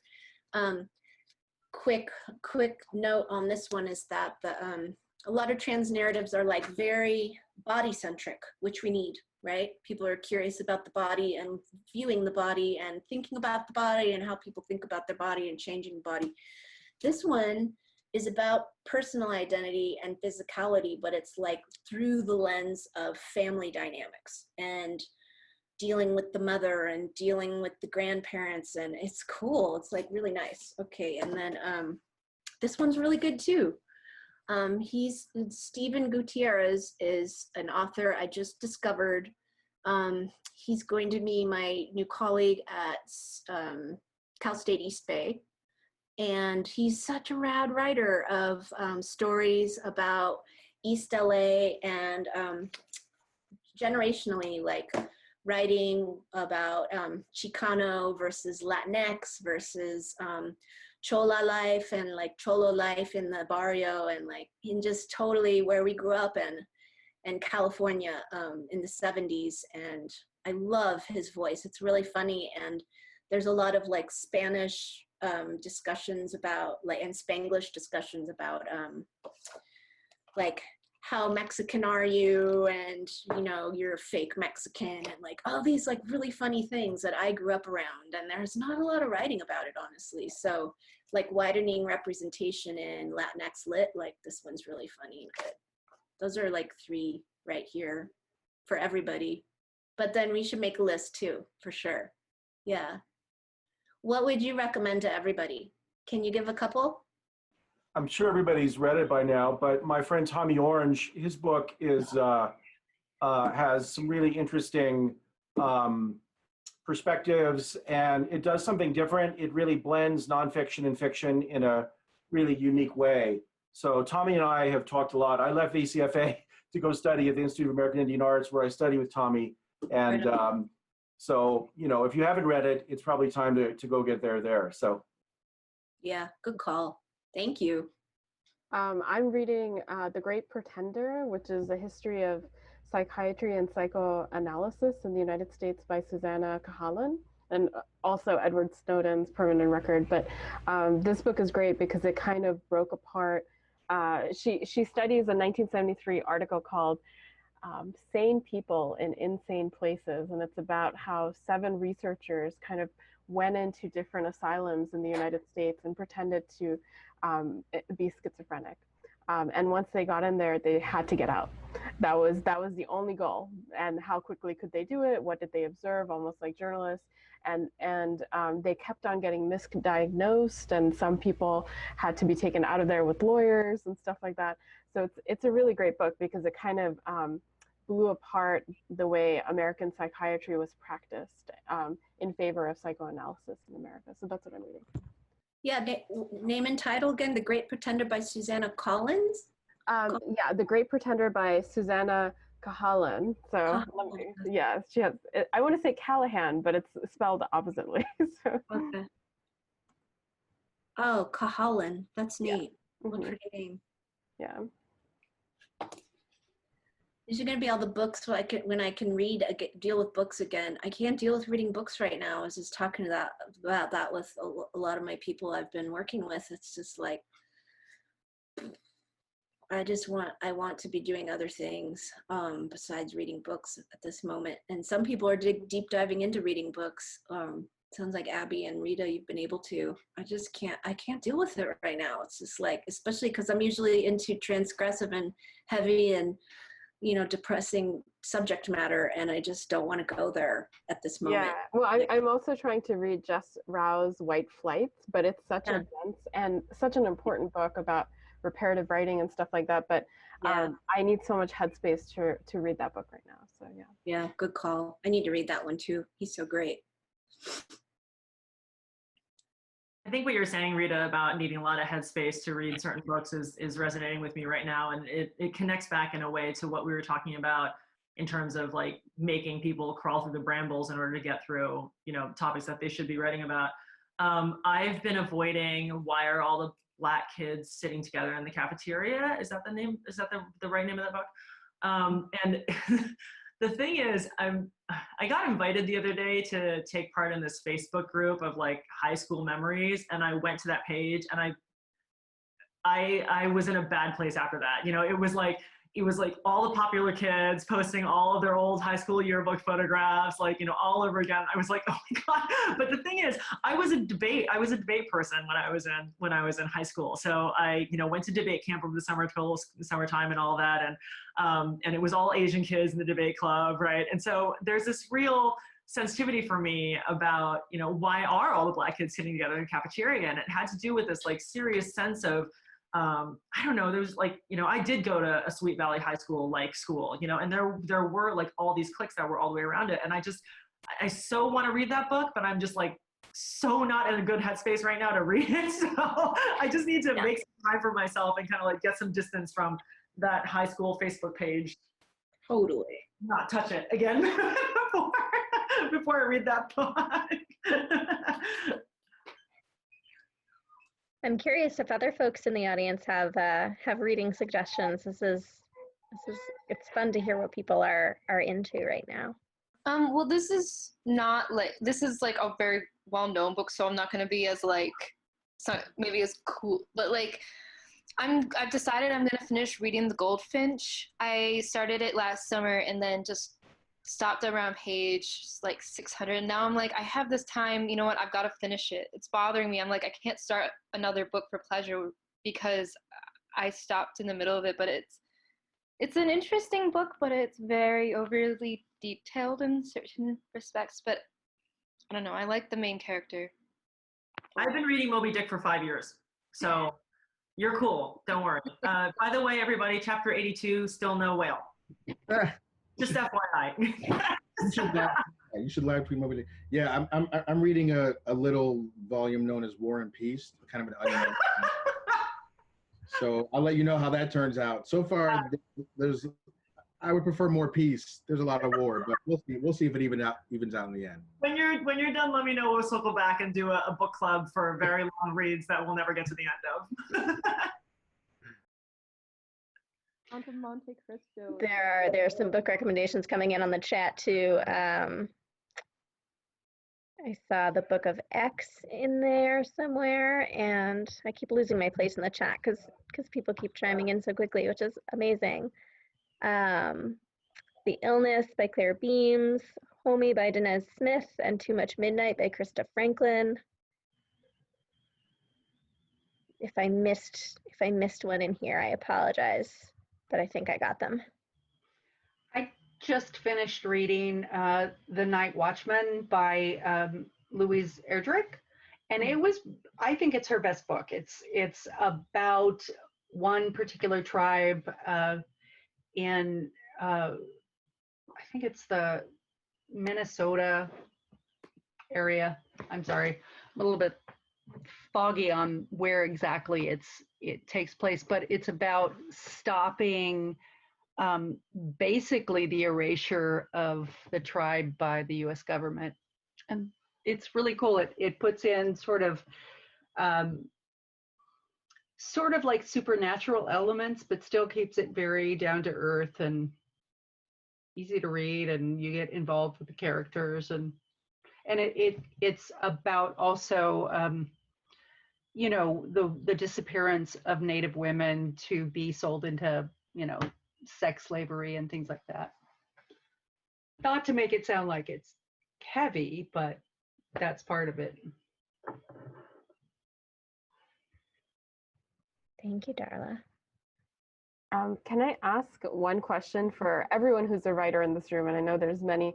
With COVID-19 and stuff, what has your writing practice been like over the last couple of weeks? Or if you have plans for the summertime, what has this experience been like for you? I can't write prose right now very well. I just can't. It's like, it's too neat, and I feel like my mind is just discombobulated, so I'm writing only poetry. And like, I don't know why. Saeed Jones tweeted a couple weeks ago that trying to write during this was like trying to drink hot coffee on a roller coaster. And that was, in fact, my experience almost to a T for the first few weeks of COVID and quarantine. I had to break through somehow because my stated strategy is to continue writing no matter what. And that's also my landlord would prefer I continue that strategy because that's how I pay the rent. And I was like kind of hacking away, not really making a lot of progress. And then the guy who lives downstairs from me is an actor, and just out of boredom, he said that he gave himself like a weird mustache facial haircut thing. And then he put a picture on Facebook and he was like, anyone who wants to write a monologue for someone with this face, write it. And then I'll just record all the monologues, I'll just perform them. And so when I couldn't write like the piece I'm supposed to be working on for this, or couldn't get into my book, I just wrote this dumb monologue because it didn't matter, no one was gonna see it. And I just dashed it off. And that absolutely was like the slump buster for me in some sense. Like after that, it started flowing. I started remembering how to write and how to be a writer in this. So, and then also the class that I taught this morning, prepping for that class and reading a bunch of essays, I said this morning, like I always forget how to write. It doesn't matter if you have COVID and world pandemic or just like it's a Wednesday. literally every time I'm supposed to sit down and write, I have no idea how it works. What are you supposed to say? What are you not supposed to say? What's good? I just lose all. And for me, I have to go and read other forms that are close to what I'm working on, typically essays. I just read essays. I have some writers that I just randomly pick some of their essays and read them. And then I'm like, oh yes, oh yes, you're supposed to say what you think and then explore stuff. I remember this now. And then, you know, and so I think that's kind of what happened to me. I finally got into a groove this week, and a lot of it had to do with prepping for this class this morning. That's great. I love that you said that. Somebody over in the comments also said that it was so great to have a reminder that like forgetting how to write for professional writers is a daily thing. It happens all the time. And I think it's also heartening for me to hear that exercise that you did with your neighbor's mustache face was a breaker for you, because for me, I had the same thing. I didn't know what to do. Everything felt like the stakes weren't high enough. Whatever I was working on, the stakes weren't high enough. You know, like I just couldn't match up with whatever was happening out there, the gigantic dumpster fire. So I opened up a Medium account, and I dumped into it all of the illustrated crap that I've always ever wanted to do, but like was afraid to pitch, or that I did pitch and failed at, because who's going to buy an essay that includes a map of my first apartment and all the random guys I slept with, you know, like nobody's going to buy that. Right. So yeah, I mean, I just, all the illustrated stuff that I ever wanted to do, like there's an essay on my fear of snails in there and my obsession with anglerfish. And then something on like, oh, I wrote a guide on how to eat a stroop waffle, you know, like, I mean, these are things that nobody is ever going to buy. And you know what? It's okay, because they're out there now and somebody is reading them and it's making them happy. So I know this because people clap for it. So as long as something is being done, then it's fine, right? But it's like, the stuff is so low stakes. You just kind of put it out there, and then hopefully that will generate some kind of forward momentum, and you can kind of ride that for the next day until you forget to learn how to write again. So, you know, that's the way it goes.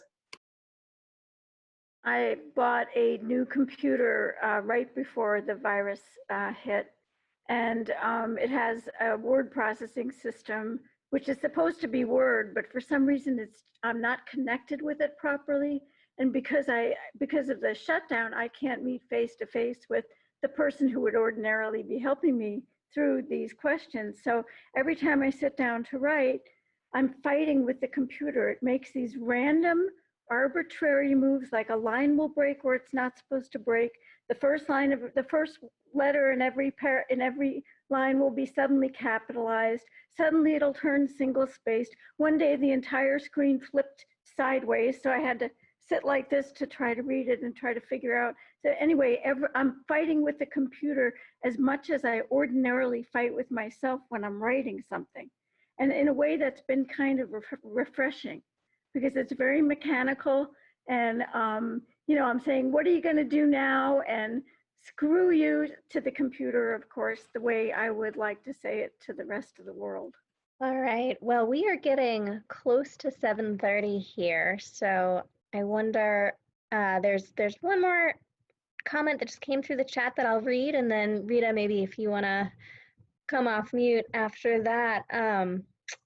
There's just a couple here. Let me catch up. So Erudite says, this might sound silly, but when I don't know where I'm going in my book, I switch gears and write myself a letter from one of my characters. I've learned a lot about the main characters by writing from the perspective of that person's aunt or the guy that sees her buy a coffee every morning. And Nina says, it sometimes feels like the things I wanted to write before all of this that I felt were so important. Hold on. That I felt were so important and maybe are just feel irrelevant. Writing now, oh gosh, I keep losing the place in the chat. Sometimes feels like trying to knead semi-hardened concrete or shattering ugly glass and then throwing it on the ground and hoping it looks like a story. So we'll end on that note. Rita. Very cool. Thank you so much to all of the people who came to this reading, and thank you, Shun, Trinie, and Carvell. It was an absolute delight and pleasure to have you. It's so great to have you be part of the VCFA community, and I hope that you guys can come on campus and see us in real life soon, maybe sometime next year if everything goes well. Thank you so much for having us. Thank you. Thank you. And a big hand of applause for all of our writers. Thank you. Loved it. Thank you. Folks want to unmute themselves and give a round of applause. Now is the time. Thank you, everyone, so much. Thank you. Thank you. Have a good night.